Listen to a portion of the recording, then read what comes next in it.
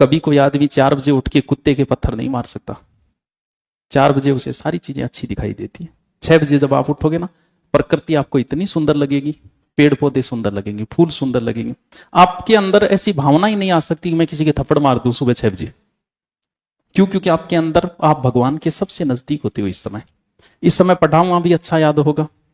इस समय अगर कोई ध्यान में जाता है, बहुत सारे आप में से ऐसे होंगे जिनकी इस समय के बीच में एक बार नींद खुल जाती है।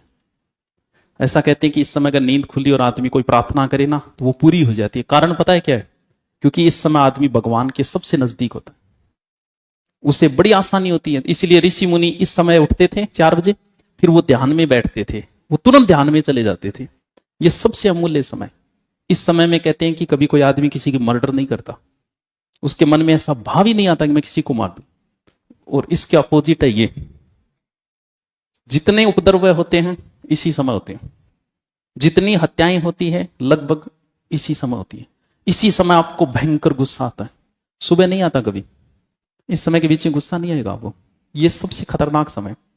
और कहते हैं कि इस समय भी भगवान का ध्यान करना चाहिए ताकि आप किसी भी गलत कार्य से बच जाओ, क्योंकि जितने गलत कार्य होंगे ना वो इसी समय होंगे। आपको अगर आप आराम से सो लेते हो इस समय के बीच में तो आपके लिए सबसे अच्छा समय है, लेकिन सो के सिल्लियां दो।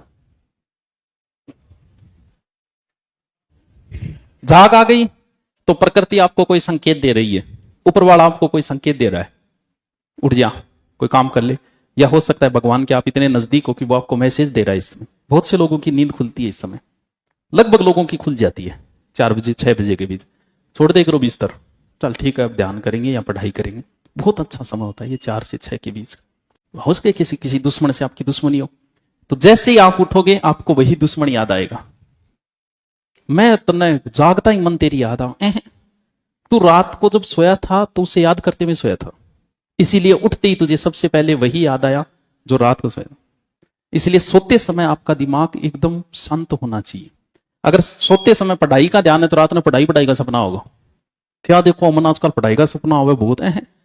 तू सोते समय अपने दिमाग को शुद्ध करके नहीं सोता। सोते समय जो भी भावनाएं हैं व्यक्ति उसी भावना के अंदर चला जाता है। इसीलिए कोई व्यक्ति टेंशन में सोएगा तो सारी रात विनीता कोजा कोजा सपना होगा। इसलिए कहा जाता है सोने से 10 मिनट पहले आराम से बैठो, मन को शांत करो, ध्यान में बैठो।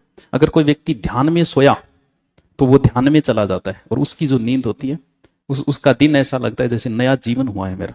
सब कुछ अच्छा लगे, कुछ भी याद नहीं आएगा उसको। इसलिए जरूरी है कि 10 मिनट ध्यान करो। ध्यान में कुछ नहीं करना, आराम से बैठो सोने से पहले, सांसों को नोट करना शुरू कर दो। सारी चीजें भूल के सांस जो ले रहे हो उसे देखो, अंदर जाते हुए बाहर आते हुए 5-7 मिनट।